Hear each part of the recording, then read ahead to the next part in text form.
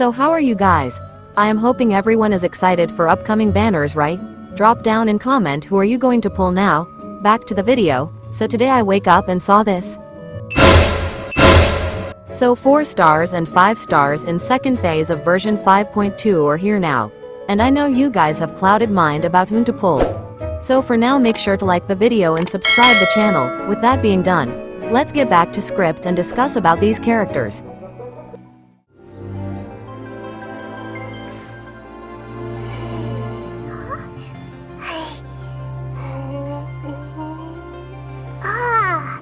I spy a new friend.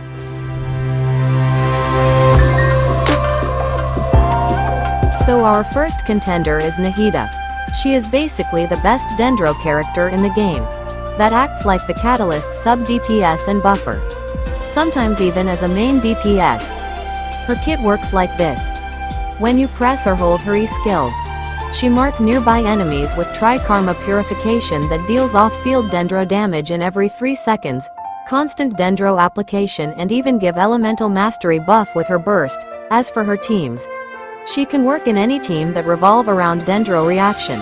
Doesn't matter if it's Alhaitham team, Tighnari team, or even Sino or Clorind, or even in a sheer Hyperbloom team, she can work phenomenally in every single one of them.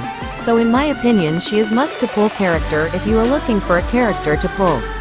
The only reason you can skip this banner for can be because of Mavuika banner in 5.3, or else I can't see any other reason.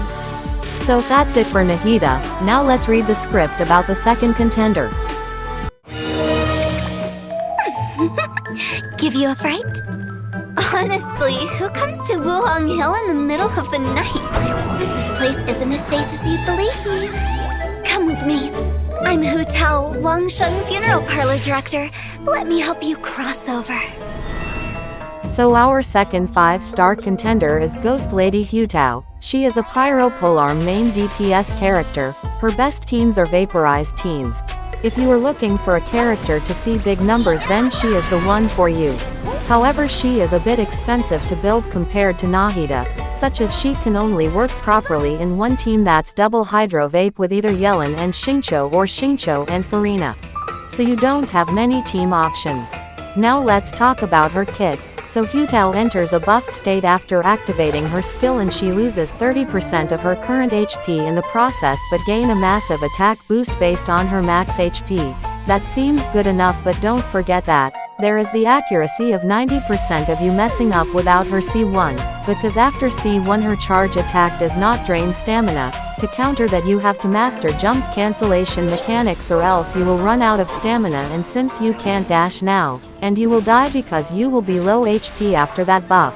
One more point to mention, she requires a shielder like Zhongli to avoid death, so she won't die because of low HP. Overall verdict is, you can pull for her if you want her so bad. She can give you numbers and can be a great DPS after some investment, but I recommend you to go either on Arlecchino or Mavuika instead of her. Well, that wraps up the Hu Tao section, so now let's look at the 4-star characters.